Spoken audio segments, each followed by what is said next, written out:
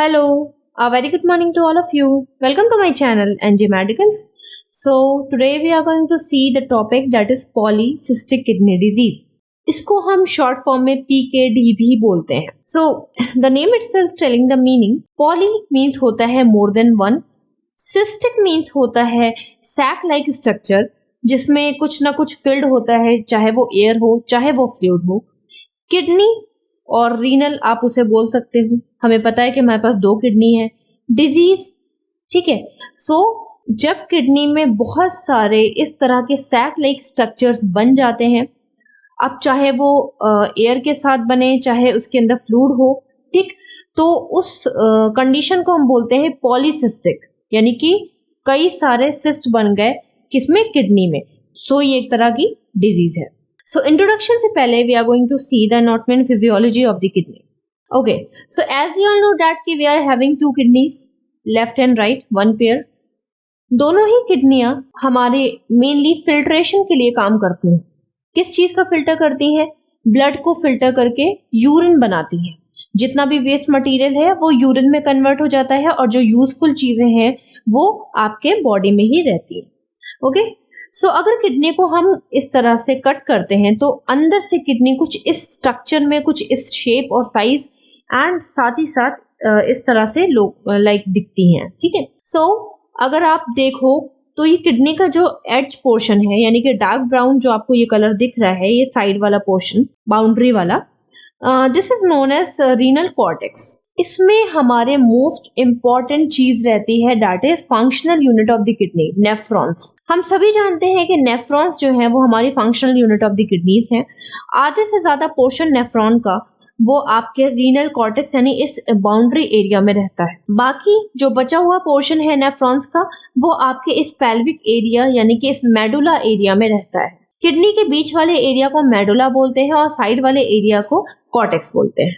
Nephron कुछ इस तरह से देखने को मिलते हैं. ये देख लो आप, स्किन कलर का ये जो इतना ट्यूब लाइक स्ट्रक्चर आपको ये दिख रहा है, ये एक नेफ्रॉन है. इसी तरह से बहुत सारे मिलियंस में नेफ्रॉन्स आपको देखने को किडनी में मिलेंगे और ये सारे नेफ्रॉन्स फिल्टर में काम करते हैं. किडनी के अंदर जो फिल्टर वाला काम है, जो फंक्शन है उसका, वो कंप्लीट करने में हेल्प करते हैं. सो इंट्रोडक्शन देख लेते हैं. तो पॉलीसिस्टिक किडनी डिजीज क्या है मैं आपको बता चुकी हूँ. पॉली मीन्स होता है मोर देन 2 या मैनी आप बोल सकते हो, बहुत सारे.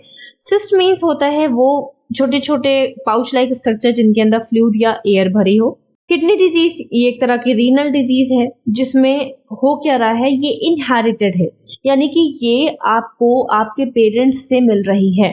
ये डिजीज नॉर्मली आपको सबको देखने को नहीं मिलेगी, लेकिन ये उन लोगों में देखने को मिलेगी जो कि आपके लाइक एंसेस्टर्स में ये केसेस देखने को मिलेंगे. फॉर एग्जाम्पल मेरे दादा या उनके फादर या उनके फादर किसी में ये डिजीज थी, दैट्स वाई सेम जीन की वजह से ये डिजीज मेरे अंदर आ गई. तो यहाँ पे आपको जेनेटिक प्रॉब्लम देखने को मिलेगी. ठीक है. सो जेनेटिक प्रॉब्लम अगर है तो आपके अंदर ये डिजीज आ सकती है. किस तरह से आ सकती है? देखो, ये डिजीज जो है वो 2 पार्ट में डिवाइड है. 2 तरह से लाइक ये आपको अफेक्ट कर सकती है. एक तरह से आप ये बोल सकते हो कि सेम यही दोनों इसके कॉजेज भी हैं. ठीक, तो टाइप्स देख लेते हैं.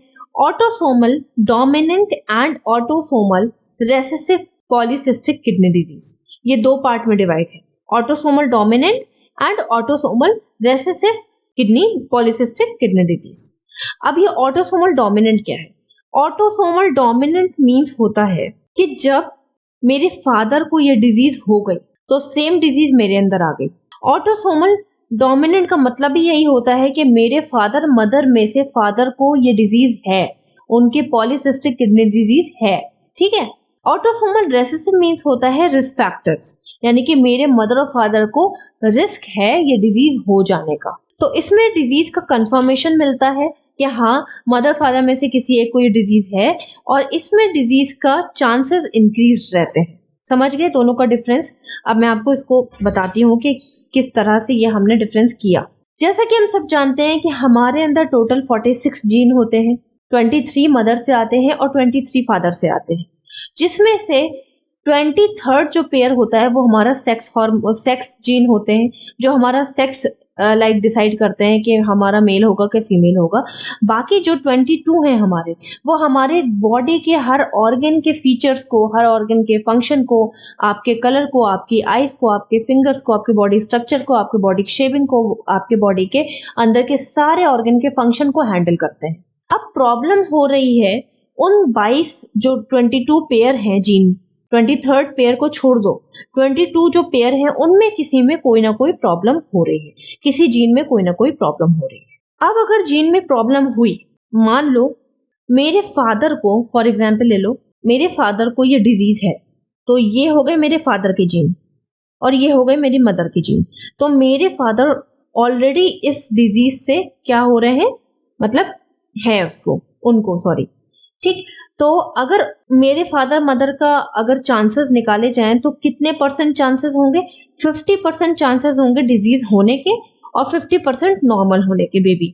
ये कपल जो है, अब कैसे हमने क्रॉस कनेक्शन किया?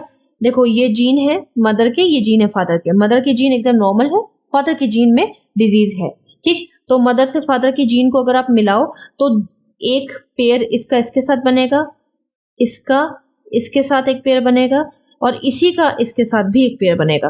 तो ये मैंने 2 पेयर बना दिए, आप यहाँ पे देख सकते हो, ठीक है। कलर्ड वाला जो है वो डिजीज के लाइक डिजीज मैंने इंडिकेट किया कि इसको डिजीज है, और दूसरा जो पेयर है वो एकदम नॉर्मल बनेगा। ये पेयर इसके साथ अगर बनेगा तो भी नॉर्मल है, ये पेयर इसके साथ अगर बनेगा तो भी नॉर्मल है। समझ गए? तो इसका मतलब 50% चांसेस होंगे कि इनका जो बेबी है आएगा बेबी, उसको 50% चांसेस डिजीज के भी हो सकते हैं और 50% चांसेस हो सकते हैं कि वो नॉर्मल पैदा हो। आप समझ गए? This is autosomal dominant. Dominant means होता है कि किसी चीज पे हावी हो जाना। तो ये डिजीज 50% हावी हो चुकी है आने वाली जनरेशन पे, ठीक है। नेक्स्ट है आपको ऑटोसोमल रेसेसिव। इसमें डिजीज नहीं होती है, इसमें रिस्क फैक्टर बढ़ते हैं। अब मान लो ये कोई फादर है और ये उनकी वाइफ मतलब है, ठीक है। तो फादर को भी चांसेस हैं, मैंने इसको देखो पूरा कलर नहीं किया है, इसका मतलब फादर के जो जीन है वो वीक है, उनको पूरे पूरे चांसेस हैं ये डिजीज होने के, और मदर के जो जीन है वो भी वीक हैं, उनको भी पूरे पूरे चांसेस हैं। जब उनके बेबी बनेंगे तो कुछ इस तरह से चांसेस बनेंगे। आप इसको जब क्रॉस कनेक्शन करोगे तो ये वाला जो है वो कंप्लीटली डिजीज के साथ, लाइक ये पूरा डिजीज 25% चांसेस हैं डिजीज होने के। फिर आप इसको इससे कनेक्ट करोगे, सही वाले से कनेक्ट करोगे तो ये कैरियर होने के चांसेस है, मतलब रिस्क फैक्टर्स के चांसेस हैं, 50% रिस्क फैक्टर्स के चांसेस हैं। फिर आप इसको इससे कनेक्ट करोगे तो फिर से ये दोनों आएंगे पेयर, फिर आप इसको इससे कनेक्ट करोगे तो फिर से नॉर्मल पेयर आएगा, ठीक है। तो आप जब क्रॉस सेक्शन करोगे तो आपको खुद ही, क्रॉस कनेक्शन करोगे तो आपको खुद ही समझ में आ जाएगा, ठीक है। तो यहाँ पे क्या हो गया, 25% चांसेस नॉर्मल होने के हैं, 25% चांसेस डिजीज होने के हैं और 50% चांसेस हैं रिस्क फैक्टर्स के। तो ऑटोसोमल डोमिनेंट और ऑटोसोमल रेसेसिव 2 तरह की ये डिजीज हैं पॉलीसिस्टिक किडनी डिजीज में, जिसमें डोमिनेंट वाला ज्यादा डेंजरस है और रेसेसिव वाला कम डेंजरस है। ये इसके 2 टाइप हो गए। नेक्स्ट आ जाओ, इसका रिजल्ट क्या निकलेगा। मान लो किडनी में बहुत सारे इस तरह के छोटे छोटे पाउच लाइक स्ट्रक्चर निकल आएंगे, तो क्या किडनी आपकी नॉर्मल फंक्शन कर पाएगी? नहीं कर पाएगी। क्यों? क्योंकि ये जितने भी छोटे छोटे आपको पाउच लाइक दिख रहे हैं ये नॉर्मल नहीं है। इसके अंदर अगर एयर भी भरी हो, चाहे फ्लूइड भरा हो, चाहे दोनों भरा हो, लेकिन ये आपके ब्लड सप्लाई को कंप्रेस कर देंगे, दबा देंगे, और जब नॉर्मल ब्लड सप्लाई आपकी किडनी में नहीं जाएगी तो किडनी फेल हो जाएगी, किडनी अपना नॉर्मल फंक्शन नहीं कर पाएगी। क्यों? क्योंकि ब्लड सप्लाई ही नहीं मिलेगी किडनी को, तो किडनी को ऑक्सीजन नहीं मिलेगा, किडनी को ऑक्सीजन नहीं मिलेगा तो किडनी के सेल्स की डेथ हो जाएगी और किडनी फेल हो जाएगी, ठीक है। नेक्स्ट है आपका सीवियरिटी। तो सीवियरिटी भी यही कहती है कि एक तरह की फेटल यानी डेडली डिजीज है, इसमें डेथ होने के बहुत चांसेस रहते हैं। इंसिडेंस रेट अगर देखा जाए तो ये 4th leading cause of the renal failure है। रीनल फेल करने का 4था लीडिंग कॉज, जैसे कि एक्यूट रीनल फेलियर एक लीडिंग कॉज हो गया, क्रोनिक रीनल फेलियर एक लीडिंग कॉज हो गया, और एंड स्टेज रीनल डिजीज भी एक लीडिंग कॉज हो गया। ये सारी चीजें मैं आपको पिछले वीडियो में समझा चुकी हूँ। और ये 4th वाला है पॉलीसिस्टिक किडनी डिजीज, जो कि आपके किडनी को फेल कर सकता है। चलिए अब आगे देख लेते हैं। आई थिंक आपको क्लियर हुआ होगा, बहुत टफ नहीं है। आप अगर इसको क्रॉस कनेक्शन करके देखोगे तो आपको समझ में आ जाएगा। इसमें सिर्फ डिफरेंस ये बताया हुआ है कि ये एक कपल है मदर फादर का, ठीक है। तो फादर को डिजीज है तो बच्चे कैसे पैदा होंगे। और इसमें दिखाया हुआ है कि फादर और मदर दोनों को रिस्क फैक्टर्स हैं, डिजीज नहीं हुई है तो बच्चे कैसे पैदा होंगे और कितने % डिजीज होने के चांसेस है। ओके, डेफिनेशन क्या कहती है हमारी, ये पॉलीसिस्टिक किडनी डिजीज एक तरह की डिजीज है, डिसऑर्डर है, जो कि ज्यादा से ज्यादा किडनी के पोर्शन को क्या करता है, सिस्ट से कवर कर देता है। इस तरह की गांठों से, इस तरह के सिस्ट से ये किडनी को ज्यादा से ज्यादा कवर कर देता है, ठीक है, जिसकी वजह से जो किडनी की लेयर है वो पूरी इस तरह के सिस्ट से भर जाती है, कवर्ड हो जाती है और किडनी का साइज चेंज हो जाता है। किडनी में एडिमा आपको देखने को मिलेगा, किडनी में इतने सारे अल्सर देखने को मिलेंगे, तो किडनी का शेप और साइज भी आपको चेंज देखने को मिलेगा। तो जो जेनेटिक प्रॉब्लम हो रही थी तो उनको आप कॉजेज में डाल सकते हो, क्योंकि इसके अलावा इसका कोई भी कॉज नहीं है, ये हेरिडिटी यानी जेनेटिक डिजीज है आपकी।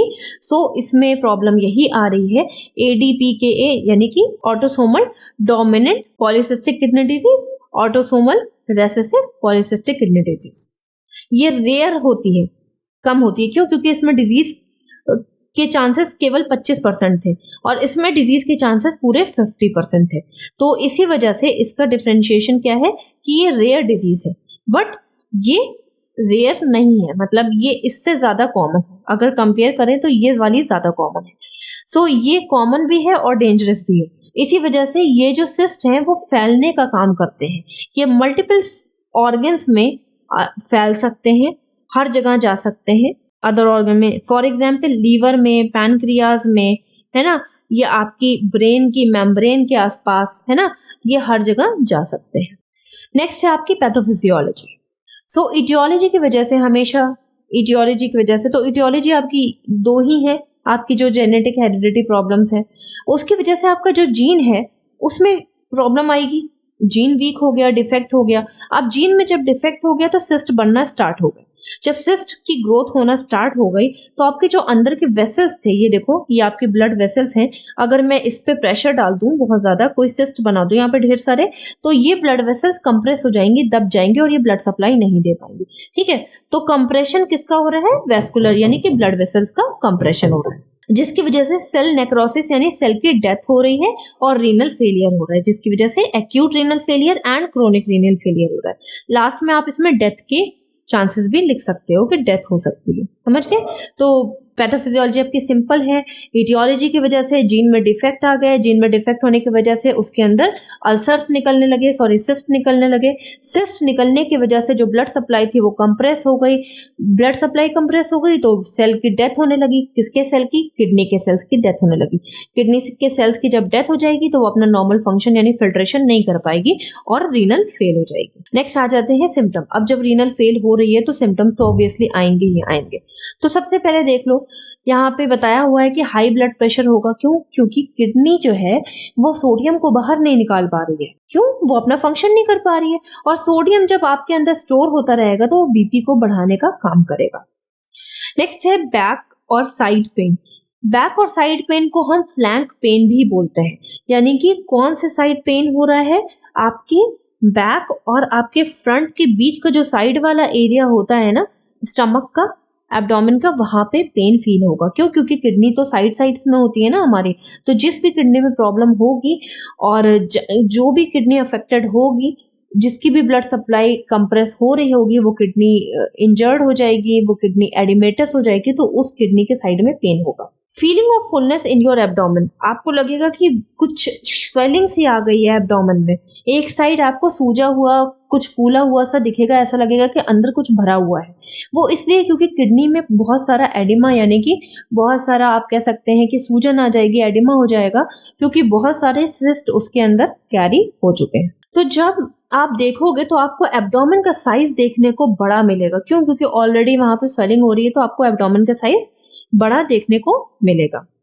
हेडेक आपको इसलिए होगा क्योंकि ग्लूकोज लेवल भी आपका अंदर इकट्ठा हो रहा है, कलेक्ट हो रहा है, और वो बाहर नहीं निकल पा रहा है, किडनी उसे फिल्टर करके नहीं निकाल पा रही, जिसकी वजह से जब ग्लूकोज लेवल इंक्रीज हो जाता है तो वो आपके आईज को जो है वो कह सकते हैं अफेक्ट करने लगता है। आपके आईज की जो ब्लड सप्लाई है, कैपिलरीज, पतली पतली कैपिलरीज हैं, उसके अंदर जो है अफेक्शन करने लगता है, आपकी कैपिलरीज रप्चर होने के चांसेस बढ़ जाते हैं। इस वजह से आपको हेडेक होगा। किडनी स्टोन हो सकता है। क्यों? क्योंकि अननेसेसरी जो किडनी में जो चीज़ें कलेक्ट नहीं होनी चाहिए थी वो सारी चीज़ें किडनी में कलेक्ट हो रही है, जैसे नाइट्रेट हो गया, यूरिया हो गया, है ना, नाइट्रोजन हो गया, कार्बन हो गया। ये सारी चीज़ें जो अननेसेसरी, पोटेशियम हो गया, फॉस्फेट हो गया, ये अननेसेसरी चीज़ें जो कि लिमिटेड कलेक्ट होनी चाहिए थी या नहीं कलेक्ट होनी चाहिए थी, वो सारी कलेक्ट होने के बाद स्टोन बनाने का काम करती हैं। क्यों? क्योंकि इनमें बहुत सारे क्रिस्टल्स होते हैं। लाइक ये मेड अप ऑफ क्रिस्टल्स हैं, ठीक है। ये क्रिस्टल्स एक दूसरे से आकर के कंबाइन कर ले जाते हैं, अटैच हो जाते हैं एक दूसरे से, और ये स्टोन बनाने का काम करते हैं। तो किडनी में स्टोन हो सकता है। किडनी फेल हो सकती है, इसका रीजन मैं आपको पिछली स्लाइड में बता चुकी हूँ। यूरिन में इन्फेक्शन हो सकता है, दैट इज यूटीआई। वो इसलिए क्योंकि यूरिन बाहर नहीं निकल पा रहा है, और जहां जहां यूरिन स्टोर होगा वहां वहां पे बैक्टीरियल इन्फेक्शन होने के चांसेस बढ़ सकते हैं। क्यों? क्योंकि यूरिन आपके लिए बेनिफिशियल नहीं है, वो एक वेस्ट मटेरियल से बना हुआ लिक्विड है जो कि आपके बॉडी में नहीं होना चाहिए, बाहर निकल जाना चाहिए। नेक्स्ट आ जाते हैं डायग्नोस्टिक इवैल्यूएशन। एज ऑलवेज सबसे पहले हमें हिस्ट्री कलेक्शन करना है। हिस्ट्री कलेक्शन में आपको सबसे पहले पूछना है कि क्या इससे पहले कोई किडनी की प्रॉब्लम का ट्रीटमेंट चल रहा था, क्या उन्होंने जेनेटिक टेस्टिंग कराई थी, क्या उनको पता है कि ये डिजीज जेनेटिक की वजह से हो रही है, ये सारी चीजें आपको पूछनी है। नेक्स्ट है आपका फिजिकल एग्जामिनेशन। तो फिजिकल एग्जामिनेशन में सबसे पहले आपको वाइटल्स चेक करना है, जिसमें आपको बीपी इंक्रीज मिलेगा, पल्स इंक्रीज मिलेगी, टेम्परेचर इंक्रीज मिलेगा अगर फीवर है तो, और रेस्पिरेशन में भी वेरी करे, नॉर्मल मिले या कभी कभी उसको प्रॉब्लम हो ब्रीथ करने में। Then head to toe examination जब आप करोगे तो सबसे पहले आपको देखना है उसका फेस। तो उसके फेस में आपको आराम से डलनेस दिखेगी, आपको फेस में पेल फेस दिखेगा, आपको दिखेगा कि वो बहुत एंशियस है, बहुत ज्यादा प्रॉब्लम है उसको, ये सारी चीजें आपको देखने को मिलेगी। साथ ही साथ कंफ्यूजन देखने को मिलेगा, टेंस्ड फेस देखने को मिलेगा। एब्डोमेन में पूछोगे तो वो फ्लैंक पेन यानी कि साइड में पेन बताएंगे। ये देखो, अगर इस किडनी में प्रॉब्लम हुई है तो ये इस साइड में पेन होगा, ठीक है, दैट इज फ्लैंक पेन। आपको अगर इंस्पेक्ट करोगे आप उनके एब्डोमेन को, तो एब्डोमेन में आपको स्वेलिंग देखने को मिल सकती है, बिग एब्डोमेन देखने को मिल सकता है, वन साइडेड। अगर दोनों किडनी में प्रॉब्लम है तो बोथ साइडेड। नेक्स्ट है जेनाइटल ऑर्गन्स में जब आप देखोगे तो वो आपको बताएंगे कि उनको बर्निंग सेंसेशन होता है, यूरिन पास करने में बहुत प्रॉब्लम होती है, पेन होता है। आप समझ जाओगे कि उनको यूटीआई हो चुका है। हो सकता है कि आपको यूरिन में ब्लड भी देखने को मिले। क्यों? क्योंकि जब किडनी की जो छोटी छोटी पतली पतली कैपिलरीज होंगी, जब वो कंप्रेस होंगी, दबेंगी, तो हो सकता है वो रप्चर हो जाए, फट जाए, और उनका जो ब्लड है वो यूरिन में मिलके बाहर आए। नेक्स्ट आ जाते हैं सीबीसी, कंप्लीट ब्लड काउंट, जिसमें आपको डब्ल्यूबीसी काउंट इंक्रीज मिलेंगे अगर अंदर इन्फेक्शन हुआ है तो, आरबीसीज आपको कम मिलेंगे, डिक्रीज मिलेंगे। क्यों? किडनी एक्चुअली एक हार्मोन रिलीज करती है जिसका नाम है एरिथ्रोपोइटिन हार्मोन। ये एरिथ्रोपोइटिन हार्मोन आपके बोन्स में जाता है, आपकी बोन मैरो में जाता है और आरबीसीज बनाने में हेल्प करता है। तो जब किडनी एरिथ्रोपोइटिन डिक्रीज कर देगी, नहीं निकालेगी हार्मोन, तो आपके आरबीसीज बनने में प्रॉब्लम होगी और आपको एनीमिया भी हो सकता है। साथ ही साथ सोडियम लेवल आपको हाई मिलेगा, अननेसेसरी पोटेशियम लेवल, ये सारी चीजें आपको हाई देखने को मिल सकती है। नॉर्मली 135 से 145 मिली इक्विवेलेंट पर लीटर आपका सोडियम लेवल होता है ब्लड में। 135 से, ये रेंज आपको नॉर्मली देखने को मिलेगी, दैट इज 135 से 145 मिली इक्विवेलेंट पर लीटर, ये है सोडियम की रेंज। इससे ज्यादा 145 से ज्यादा आपको देखने को इस कंडीशन में मिल सकता है। इसके साथ साथ अननेसेसरी चीजें जो कि बॉडी से बाहर निकल जानी चाहिए, that is urea, creatinine, nitrogen, nitrates, ये सारी चीजें आपको यूरिन के थ्रू आपके बाहर निकल जाती हैं जो कि नहीं निकल पा रही हैं। ये सब आपको ब्लड में देखने को मिलेंगी। यूरिन कल्चर जब आप कराओगे तो यूरिन में बैक्टीरिया का प्रेजेंस देखने को मिलेगा अगर पेशेंट को यूटीआई हो गया तो। साथ ही साथ यूरिन में ब्लड भी देखने को मिल सकता है। नेक्स्ट है आपका अल्ट्रासोनोग्राफी। तो अल्ट्रासोनोग्राफी नॉर्मल आपको बिल्कुल भी किडनी का देखने को नहीं मिलेगा, आप इस तरह से आपको देखने को मिलेगा, आपको साफ साफ देखने को मिल रहा होगा कि ये कुछ सिस्ट दिख रहे हैं, ठीक है, किडनी के ऊपर इस तरह से सिस्ट देखने को आराम से यूएसजी में मिलेंगे। फिर भी हम सिटी स्कैन करा लेंगे जिससे हमें ये पता चल सके कि इसमें से कोई ऐसी abnormal growth of the cells तो नहीं है जो कि ट्यूमर बन जाए, या ट्यूमर सेल्स तो नहीं है इसके अंदर, ये हम कंफर्म कराएंगे सिटी स्कैन से। सीटी स्कैन कराने के बाद जब अगर हमें लगता है कि हाँ ये ट्यूमर सेल्स हैं, तब हम एमआरआई कराएंगे। एमआरआई से ये पता चलेगा कि जो ट्यूमर सेल्स हैं वो कितने डीप किडनी में सिचुएटेड हैं, किडनी को कितना अफेक्ट कर चुके हैं और कितने डीपली किडनी के अंदर प्रेजेंट है। अब इसी के बेसिस पे हमें क्या करना है, मेडिकल मैनेजमेंट करना है। तो मेडिकल मैनेजमेंट आप सिप्रोफ्लॉक्सिन टैबलेट दे सकते हो। It is an antibiotic, broad spectrum antibiotic. ठीक, तो ये मेनली आपके बैक्टीरिया को किल करने का काम करती है, उसके डीएनए को रेप्लिकेट करने से, यानी कि बैक्टीरिया की मल्टीप्लिकेशन को रोकने में हेल्प करती है। साथ ही साथ क्लोरामफेनिकोल टैबलेट आप खा सकते हो। ये भी एक तरह की एंटीबायोटिक है and it is also very effective to decrease the multiplication of the bacteria के मल्टीप्लिकेशन को रोकने में हेल्प करती है। नेक्स्ट है एसिटामिनोफेन टैबलेट। ये एक तरह की पेन किलर होती है, क्योंकि आपके अंदर किस टाइप का पेन हो रहा है, फ्लैंक पेन हो रहा है। तो फ्लैंक पेन को रोकने के लिए हमें एसिटामिनोफेन टैबलेट दे सकते हैं। नेक्स्ट, बेंजिप्रिल टैबलेट आप दोगे टू मैनेज द हाइपरटेंशन। क्यों? क्योंकि उनको क्या हो रहा है, उनका बीपी बढ़ रहा है due to the storage of the sodium into the blood के अंदर स्टोरेज हो रहा है, जिसकी वजह से आपको क्या करना है, हाइपरटेंशन को मैनेज करना है with the help of this tablet. Next है थायाजाइड टैबलेट। तो थायाजाइड टैबलेट भी एक तरह का डाययूरेटिक है। डाययूरेटिक वो टैबलेट्स होते हैं जो कि आपके यूरिन को बाहर निकालने में हेल्प करते हैं। जैसा कि मैंने आपको बताया कि यूरिन ठीक से बाहर नहीं निकल पा रहा है, तो अब ये थायाजाइड टैबलेट क्या करेगी, ये आपके अंदर नेफ्रॉन के अंदर उसकी कैपेबिलिटी को इंक्रीज करेगी यूरिन को बनाने के लिए, ब्लड को फिल्टर करने की कैपेबिलिटी इंक्रीज करेगी, और जिस तरह से आपका यूरिन जो है जल्द से जल्द फिल्टर होगा और किडनी के थ्रू फिर वो बाहर निकल जाएगा। ठीक है, तो थायाजाइड एक तरह की ड्रग है जो कि आपके सोडियम, यानी कि आपका जो सोडियम लेवल बढ़ रहा था उसको भी निकालती है बाहर और यूरिन फ्लो को भी बढ़ाती है। इसके अलावा आप क्या कर सकते हो, आप इसके अलावा डायलिसिस करा सकते हो जब आपके पास कोई ऑप्शन नहीं बचता। तो डायलिसिस में एक तरह का डायलाइजर यूज होता है। यहाँ पे देख लो, डायलिसिस में क्या होता है कि हम ब्लड को फिल्टर करते हैं आर्टिफिशियल किडनी के थ्रू। तो डायलाइजर जो ये आप देख रहे हो, ये एक तरह की मशीन होती है जो कि आर्टिफिशियल किडनी इसको हम बोलते हैं। ये क्या कर रही है, एक तरफ से आपका ब्लड ले रही है, अंदर से सारा फिल्टर कर रही है, वेस्ट मटेरियल इसमें डाल रही है, और दूसरी तरफ से आपको वापस से फिल्टर करके ब्लड दे रही है। नेक्स्ट है सर्जिकल मैनेजमेंट। जब हमारी पूरी किडनी फेल हो जाएगी, नहीं कर पा रही है काम, तो हमें क्या करना है, सर्जरी प्रोवाइड कराना है। कौन सी सर्जरी? नेफ्रेक्टमी। टमी मीन्स होता है रिमूवल, ठीक है। नेफ्रेक्ट मीन्स होता है नेफ्रॉन, यानी कि किडनी का कोई पार्ट हम रिमूव कर रहे हैं, या मे भी पूरी किडनी भी रिमूव कर सकते हैं। पार्शियल नेफ्रेक्टमी मीन्स होता है कि एक किडनी का आधा पोर्शन हमने क्या किया, रिमूव कर दिया। रेडिकल नेफ्रेक्टमी मींस होता है कि कंप्लीट किडनी हमने रिमूव कर दी विद यूरेटर्स। ये देखो, किडनी से जो कनेक्शन जा रहा है पाइपलाइन स्ट्रक्चर का, और आपके यूरिनरी ब्लैडर से कनेक्ट हो रहा है, इस पाइपलाइन स्ट्रक्चर को हम यूरेटर बोलते हैं, जो कि किडनी से डायरेक्ट कनेक्टेड होता है।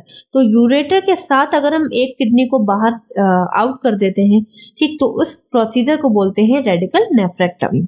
और एक इसी किडनी को अगर मैं सिर्फ आधा काट दूं तो इसको बोलेंगे पार्शियल नेफ्रेक्टमी। नेक्स्ट आ जाते हैं नर्सिंग मैनेजमेंट। तो हमें क्या करना है, एजुकेट करना है अबाउट द फ्लूइड इनटेक। क्यों? क्योंकि जितना भी फ्लूइड आप इनटेक करोगे उतनी ही अंदर जो टॉक्सिसिटी इंक्रीज हो रही है वो डिक्रीज हो जाएगी। जैसा कि आप ज्यादा वाटर इनटेक करते हो तो यूरिन जो है वो कम येलो होता है, और अगर आप कम फ्लूइड इनटेक करते हो तो आपको बर्निंग सेंसेशन वगैरह होने लगता है, यूरिन बहुत डार्क येलो होता है। तो जब आप किसी चीज में वाटर को ऐड कर दोगे तो वाटर अपने क्या करेगा कि अंदर की टॉक्सिसिटी को डिक्रीज करेगा आपकी बॉडी की। तो कितना लेना है, 2000 से 2.500 आप ले सकते हो, 2500 ml पर डे आप ले सकते हैं। नेक्स्ट है एजुकेट अबाउट द डायलिसिस। जब वो डायलिसिस के लिए आप उन्हें तैयार करोगे तो आप उनको पूरा प्रोसीजर एक्सप्लेन करोगे, क्या कॉस्ट आ रही है, क्यों करा रहे हैं, क्या बेनिफिट्स हैं, ये सारी चीजें आप उनको बताओगे। Assess the vitals timely. हमें वाइटल्स को टाइमली असेस इसलिए करना है क्योंकि उससे हमें दो चीजें बहुत इंपॉर्टेंटली पता चलेंगी। उनका जो हाइपरटेंशन है उसका क्या लेवल है, क्या हमारी ड्रग फायदा कर रही है कि नहीं कर रही है। साथ ही साथ टेम्परेचर लेवल या पल्स लेवल इंक्रीज है तो उसका मतलब अंदर इन्फेक्शन होने के चांसेस ज्यादा हो रहे हैं। Explain the importance of the medication. Medication क्यों देना है, क्योंकि जो पेशेंट होगा बहुत ज़्यादा इरिटेटेड में भी हो सकता है कि उसको इतनी प्रॉब्लम हो रही है तो बहुत इरिटेटेड होगा, तो आपको क्या करना है, टाइमली मेडिकेशन प्रोवाइड करनी है। डाइट प्लान के लिए आपको बोलना है कि उनको लेस सोडियम लेना है, बहुत ज़्यादा सोडियम डाइट नहीं लेनी है, क्योंकि ऑब्वियसली उनका बीपी जो है वो हाई हो रहा है, शूट कर रहा है, तो उसको क्या करना है, आपको कम सोडियम डाइट लेनी है। Prepare for the surgery if needed. तो सर्जिकल ट्रीटमेंट से पहले आपको सर्जरी एक्सप्लेन करनी है, जिससे कि पेशेंट डिसाइड कर सके कि उसको सर्जरी करानी है कि नहीं करानी है, क्योंकि ये पेशेंट का राइट होता है और पेशेंट के मनी पे भी डिपेंड करता है कि वो ये प्रोसीजर करा सकते हैं या नहीं करा सकते हैं। सर्जरी से पहले आपको साइकोलॉजिकल सपोर्ट देना है, क्योंकि हर कोई ऑपरेशन से डरता है, तो स्ट्रेस हार्मोन अगर बढ़ जाएगा तो अंदर हार्मोनल चेंजेस करेगा और पेशेंट डिप्रेस भी हो सकता है। जब पेशेंट डिस्चार्ज होने वाला होगा तो पेशेंट को फॉलो अप केयर के बारे में बताना है कि जब जब डायलिसिस के लिए बुलाया जाए या कभी भी अगर डॉक्टर ने आपको विजिट करने के लिए बोला है तो आपको वो अवॉइड नहीं करना है, टाइमली डॉक्टर से मीट करना है और साथ ही साथ अपनी मेडिसिन भी कंटिन्यू लेनी है। प्रिवेंशन में क्या करना है, आपको हेल्दी ब्लड प्रेशर रखना है। कैसे रखना है, जब आप अपनी डाइट प्लान अच्छी रखोगे, मेडिसिन टाइम पे लोगे, तो ब्लड प्रेशर आपका हेल्दी रहेगा। तो किस तरह की डाइट आप ले सकते हो, ये सारी जितनी भी आपको दिख रही हैं, ये सब लाइक सोडियम इनमें कम होता है। सनफ्लावर ऑयल लेना है जिससे कि फैट कम हो और आप हमेशा हेल्दी रहो। शुगर लेवल भी मेंटेन करके रखनी है, क्योंकि किडनी जो है वो ग्लूकोज को बाहर नहीं निकाल पा रही है। ठीक है, किडनी अगर ग्लूकोज को बाहर नहीं निकाल पाएगी तो आपको डायबिटीज होने के चांसेस बढ़ जाएंगे। इसी वजह से आपको क्या करना है, हेल्दी डाइट लेनी है जिससे कि शुगर भी आपकी ना बढ़े। फॉर एग्जाम्पल ग्रीन वेजिटेबल्स आप ले सकते हो, है ना, इस तरह से आप अपनी डाइट प्लान कर सकते हो। लो फैट डाइट लो। देन स्मोक को अवॉइड करना है, टोबैको यूज को अवॉइड करना है। क्योंकि स्मोक और टोबैको यूज करने से क्या होता है कि इनके अंदर कार्सिनोजेनिक सब्सटेंस होते हैं जो कि कैंसर को भी क्रिएट कर सकते हैं। अब आप सोच रहे होगे यहाँ कैंसर की क्या बात आ गई। कैंसर की बात इसलिए आ गई क्योंकि जब आपकी किडनी हमने कट करी, सर्जिकल मैनेजमेंट करा और किडनी का कोई पार्ट हमने कट करा, तो जो बची हुई किडनी है उसमें सेलुलर कह सकते हैं कि हीलिंग होगी। ऑब्वियसली सेल्स डैमेज हुए हैं, सेल्स कट हुए हैं, तो सेल्स की जो है वो क्या होगी, हीलिंग होगी। और स्मोक और आपका जो टोबैको यूज है वो करता क्या है कि वो unnecessary growth of the cells बढ़ाने में काम करता है, जिससे आपको उस टाइम पे कैंसर सेल्स बन सकते हैं। नेक्स्ट है आपकी exercise for at least 30 minutes. 30 minutes exercise करने से एटलीस्ट आप थोड़ा हेल्दी रहोगे और आपके ब्लड सर्कुलेशन बॉडी का अच्छा रहे। सारी मेडिसिन टाइम पे लेनी है जिसकी वजह से जो डिजीज कंडीशन है वो जल्द से जल्द ठीक हो सके। अगर आपने ये सारी चीजें फॉलो नहीं करी तो बहुत तरह के कॉम्प्लिकेशंस आ सकते हैं। एग्जाम्पल हाइपरटेंशन के आप पेशेंट बन सकते हो, हाई बीपी के पेशेंट बन सकते हो, जिससे हार्ट अटैक आने के आपको चांसेस बढ़ सकते हैं। एक्यूट रीनल फेलियर या क्रोनिक रीनल फेलियर होने के पूरे चांस होंगे क्योंकि रीनल आपकी सबसे पहले इफेक्ट हो चुकी है। एन्यूरिज्म हो सकता है। एन्यूरिज्म मीन्स होता है कि जब आपके ब्रेन की जितने भी वेन्स हैं वो लूज हो जाएं, तो जब वो लूज हो जाएंगी तो वो इस तरह का बल्ज यानी कि इस तरह का स्ट्रक्चर अपना चेंज कर लेंगी, जिसकी वजह से जो आपकी ब्लड सप्लाई होगी वो अफेक्ट हो जाएगी। तो जब ब्रेन में अच्छे से ब्लड सप्लाई नहीं होगी तो आपको शॉक भी आ सकता है, आपको सीजर भी हो सकता है ना, और आपकी डेथ भी हो सकती है। एंड स्टेज रीनल डिजीज इसलिए हो जाएगी क्योंकि ऑलमोस्ट आपकी किडनी जा चुकी है, तो आपकी डेथ होने के चांसेस बढ़ सकते हैं। So this is all about the polycystic kidney disease. If you are having any doubt, please ask me in a comment box. Till then, bye bye. Take care. Have a nice day.